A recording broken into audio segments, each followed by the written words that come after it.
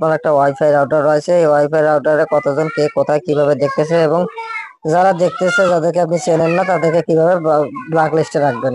তো আজকের ভিডিওতে আমি সেটাই আপনাদের দেখানোর চেষ্টা করবো। প্রথমে কি করবেন, ওপরে সারাটা টেনে নেবেন, নেওয়ার পর দেখবেন যে ওয়াইফাই লেখা আছে, ওয়াইফাই এর উপরে একটা চাপ দিয়ে রাখবেন।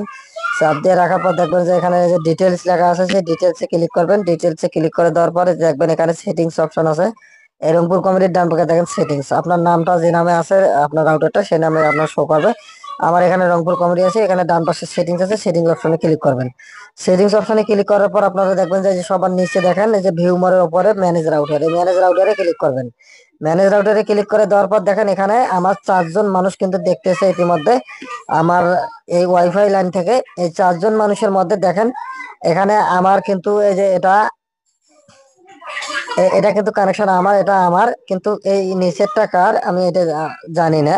তো আমি এখান থেকে আপনাদেরকে দেখাবো কিভাবে একটা একটা আপনার আপনার যেটা অপরিচিত সেটা আপনি কিভাবে ব্ল্যাক লিস্টে দেবেন।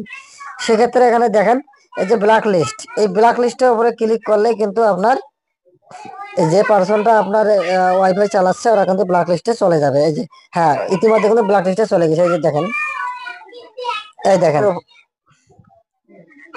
তা দর্শক, ভিডিওটা যদি আপনাদের কোনো উপকারে লেগে থাকে তাহলে অবশ্যই চ্যানেলটা সাবস্ক্রাইব করে দিয়ে ভিডিওটা সবাইকে দেখার জন্য সুযোগ করে দিবেন।